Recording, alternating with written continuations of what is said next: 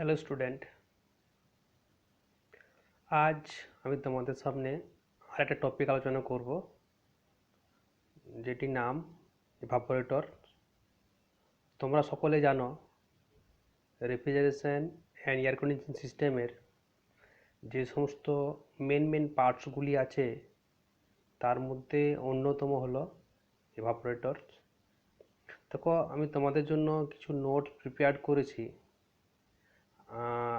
এই নোট তোমরা দেখতে পাচ্ছ। আশা করছি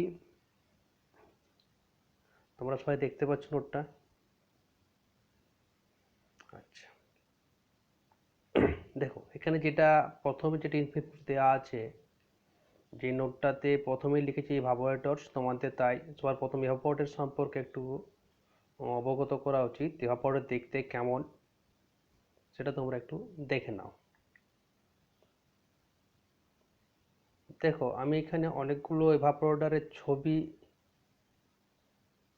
নিয়েছি, দেখতেই পারছো এগুলো সব ইভাপোরেটরস। দেখো, তার আগে আমাদের ইভাপোরেটরসগুলো দেখতে পেয়েছো। দেখো সামনে আমি প্রেজেন্ট করছি এক একটা ইভাপোরেটরস। এটা রেফ্রিজারেশন সাইকেল, এটা ইভাপোরেটরস, ইভাপোরেটরস, ইভাপোরেটরস। এবার আমরা রেফ্রিজারেশন সাইকেল বোঝার চেষ্টা করি ইভাপোরেটরটা কোথায় কাজ করে। আমরা একটু সাইকেল বোঝার চেষ্টা করি। এটা হচ্ছে কম্প্রেসার, কন্ডেন্সার, এক্সপানশন ভালভ, ইভাপোরেটরস। তাহলে এখন যদি তোমাদের কাছে কেউ প্রশ্ন করা হয় যে লোকেশনস অফ ইভাপোরেটরস, তখন তুমি কি বলবে? Evaporator is located between expansion valve and low side of compressor.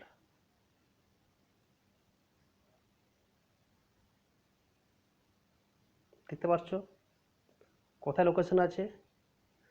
কম্প্রেসারের low side R expansion valve এর মধ্যখানে আমাদের ইভাপোরেটরটা অবস্থান করছে। তাহলে এরপর আমরা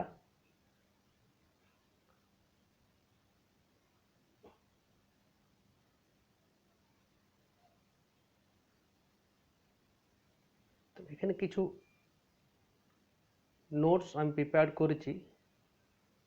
দেখো কি লেখা আছে। এটা in the refrigeration system where evaporations of liquid take place called evaporators.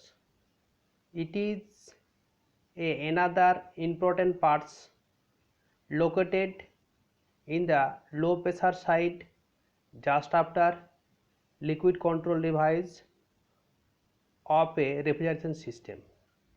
সেটা আমরা এখানে লিখেছি আর ওইখানে সেটা দেখাচ্ছি। In evaporators, the liquid refrigerants evaporate by absorbing the latent heat from surroundings mediums and arm materials is to be refrigerated. It is also known as chilling unit, boiling unit, cooling unit, freezing unit. দেখো, আমরা ইভাপোরেটরের ভিন্ন ভিন্ন নামে বলে থাকি। তার মধ্যে হলো কি, এক এক করে শুনে নাও। যাকে ইভাপোরেটর বলি তাকে আমরা বলতে পারি chilling unit, boiling unit, cooling unit, freezing unit. প্রত্যেকটাই কিন্তু ইভাপোরেটরের এক একটা সিস্টেমে আমরা যত বড় সিস্টেম ইউজ করব সেরকম তার আমরা সেই অনুসারে নামটা প্রেজেন্ট করি। তো এখানে আমরা কি জানছি, there are two types of cooling unit. একটা আমরা জানি যে দু ধরনের কুলিং ইউনিট পাওয়া যায়, একটা হচ্ছে এয়ার কোল্ড, একটা হচ্ছে liquid cooling coil. Liquid cooling coil. তাছাড়া একটা ভালো আরেকটু যদি সোজা হবে বলি আমরা, তাহলে বলবো ডিরেক্ট সিস্টেম, ইনডাইরেক্ট সিস্টেম। দেখো এই ডিরেক্ট সিস্টেম কোনগুলো আছে? In direct system evaporator cool the air directly in a enclosed space. Such type of evaporators are used in domestic refrigerator and air conditioner. These are also two types. One dry expansion evaporator and flooded type evaporators. তাহলে কি বুঝতে পারলাম যে direct কুল system, air কুল সিস্টেমটাকে আমরা দুটো ভাগে ভাগ করতে পারি। একটা হচ্ছে ড্রাই এক্সপ্যানশন এভাপোরেটর, একটা হচ্ছে ফ্লড টাইপ এভাপোরেটরস। চলো আমরা এইগুলো একটু দেখে নিই।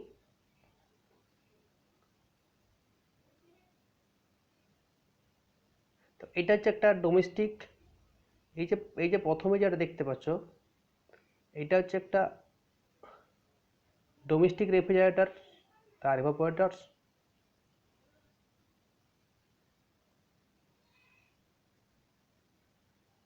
এটা একটা ডোমেস্টিক রেফ্রিজারেটর সে এভাপোরেটরস, এটাও ওকে। তারপর এটাও দেখে নাও, এটা কিন্তু একটা আমাদের ডোমেস্টিক পারপাসে এয়ার কন্ডিশনার ইউজ হয়, এটা এভাপোরেটরস।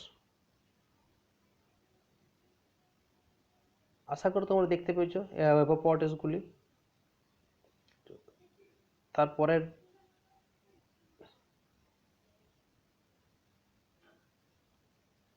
দেখো এই যে বললাম এই ড্রাই এক্সপানশন এভাপোরেটর আর ফ্লোড এভাপোরেটর, এগুলোর আবার ডেফিনেশন একটু করে দেওয়া আছে, দেখে নাও তোমরা সেটা।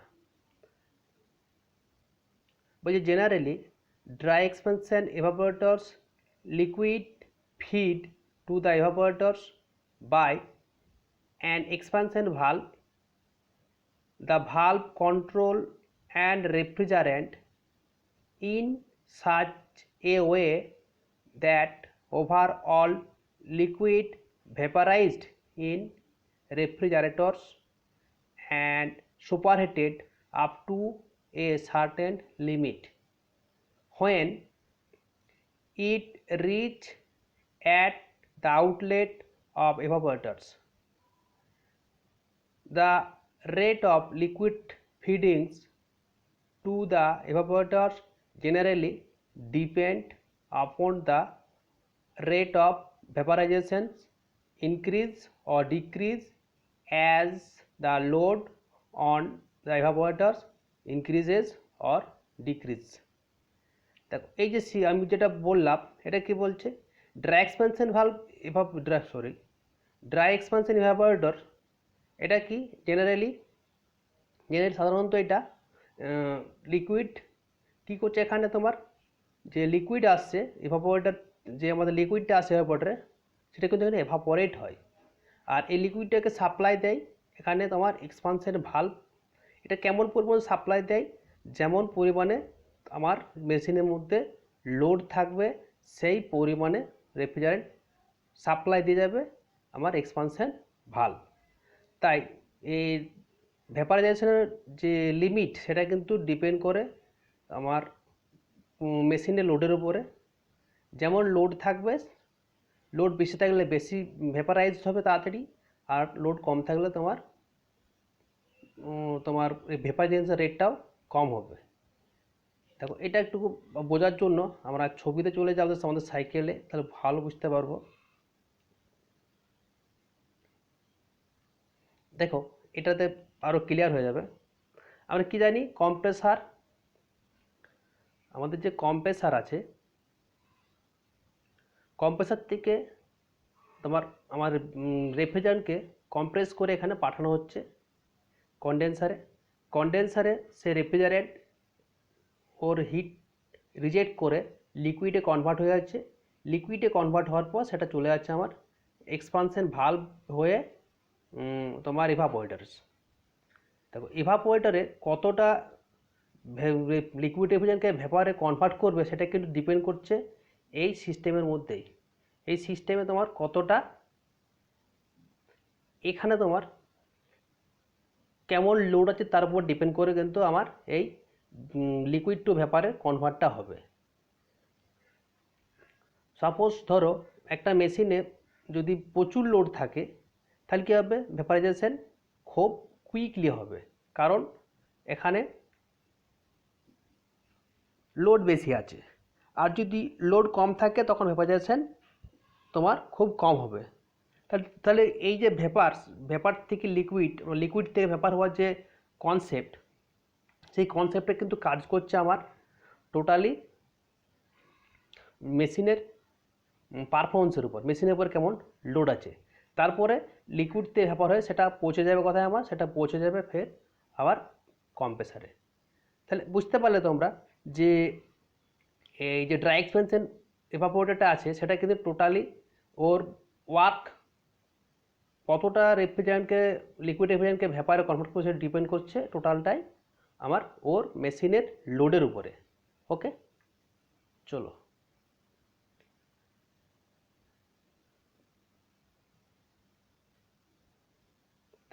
এর কিছু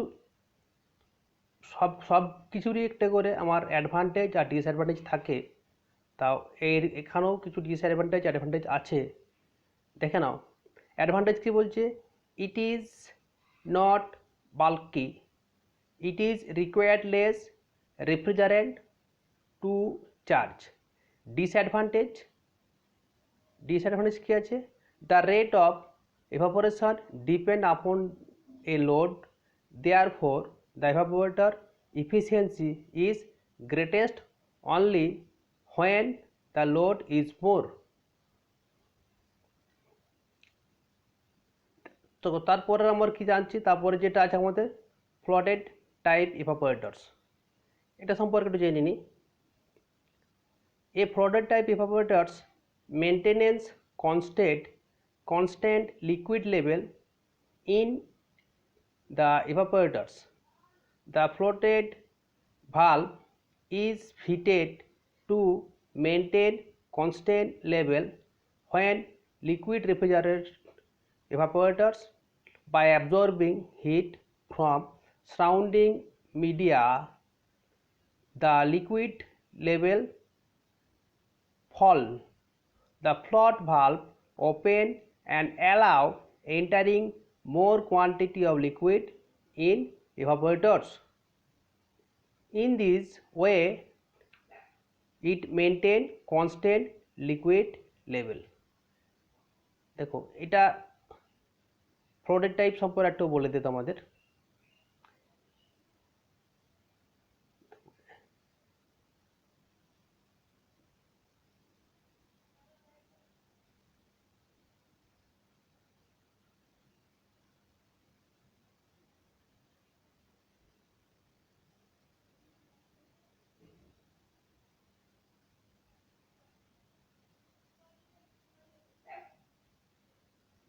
দেখো এটাই আমার একটা evaporators, এবারে আমার evaporator coils দেখে নাও। এটাও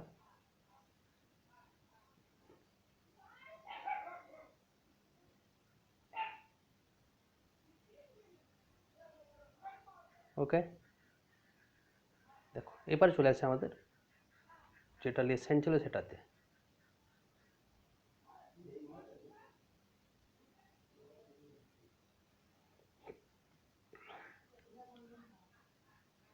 দেখো অ্যাডভান্টেজগুলো কী কী আছে এটার অ্যাডভান্টেজগুলো যেগুলো আছে তোমার 1 2 সেভাবে অ্যাডভান্টেজগুলো দেওয়া আছে, তোমরা আরও দিতে পারবে। তোমরা যে অনলাইন প্ল্যাটফর্ম বা উইকিপিডিয়া বা তোমাদের যে সমস্ত বুকস আছে রেফারেন্স বুক, সেখান থেকে তোমরা এর তুলনায় অনেক ভালো নোটস প্রিপেয়ার করতে পারবে। আশা করি তোমরা ওই সমস্ত হেল্প নিয়ে নোট প্রিপেয়ার করে আমাকে তোমরা পাঠিয়ে দেবে, আমি চেক করে দেবো। দেখো কী দেওয়া আছে এটাতে অ্যাডভান্টেজটা, the inner surface is always wanted with the liquid. These conditions produce very high rate of heat transfer. Several evaporator can be employed each junction one with one accumulator without using more than throttling device. ডিসঅ্যাডভান্টেজটা কি এর? It is usually bulky, it required large amount of refrigerant is to be charged. The liquid refrigerant is filled by an expansion valve which meters the time of the end of evaporators.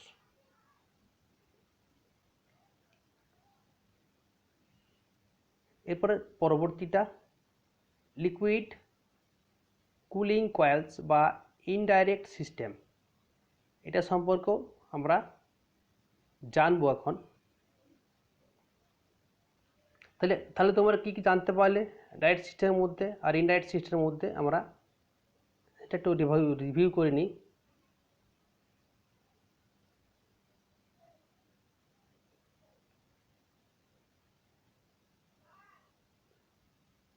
এখান থেকে কী কী জানলাম? যেটা জানলাম সেটা হচ্ছে refrigeration সিস্টেমের অন্যতম main parts হচ্ছে আমার ইভাপোরেটরস, যার লোকেশন কোথায়? তার লোকেশন হচ্ছে কি আমার low pressure side just after liquid control device এর রেফ্রিজারেশন সিস্টেম। আর কি জানতে পারলাম? যে তোমার এটা এখান থেকে জানতে পারলাম যে আমাদের ইভাপোরেটরের কুলিং ইউনিট দু ধরনের হয়, একটা হচ্ছে ডিরেক্ট সিস্টেম, একটা হচ্ছে ইনডাইরেক্ট সিস্টেম। আবার ডিরেক্ট সিস্টেমকে আমরা দুটো ভাগে ভাগ করতে পারি, একটা হচ্ছে ড্রাই এক্সপানশন ইভাপোরেটর, একটা হচ্ছে ফ্লোটেড টাইপ ইভাপোরেটর। আবার ড্রাই এক্সপানশন ইভাপোরেটরগুলো কোথায় ইউজ করা হয়? যেগুলো আমাদের মেনলি ইউজ করা হয় ডোমেস্টিক পারপাসে। আর এর এফিসিয়েন্সি যে ভেপারাইজেশন রেট সেটা কিন্তু ডিপেন্ড করে মেশিনের লোডের উপরে। আর কি জানতে পারলাম এখান থেকে? ফ্লোট টাইপ ইভাপোরেটর আমরা কি জানতে পারলাম? এটা জানতে পারলাম যে এটাতে লিকুইড সবসময় কনস্ট্যান্ট থাকতে হয়, ঠিক আছে। আর কি হয়? তার জন্য একটা ভাল্ব লাগানো থাকে যার লিকুইড লেভেলটা সবসময় রিকোয়ার্ড করে। আর এটাতে কি হয়? এটাতে হয় একটা জানতে পারলাম যেটা the float valve opens allow to carrying quantity of refrigerant. যখন তোমার সিস্টেমের মধ্যে ভ্যাপারের পরিণত হয়ে যাবে তখনই শুধুমাত্র এখানে ইভাপোরেটরের মধ্যে লিকুইড রেফ্রিজারেন্টকে অ্যালাউ করবে আমাদের এই ভাল্ব, ফ্লোট ভাল্ব যেটা আছে সেই ফ্লোট ভাল্ব। ওকে, চলো এটা আমরা ছোটোখাটো করে রিভিউ করে নিলাম। এর পরবর্তী ভিডিওটা আমরা করব ইনডাইরেক্ট সিস্টেম সম্পর্কে করব। আশা করি ভিডিওটা তোমাদের সকলের ভালো লাগবে। Thank you.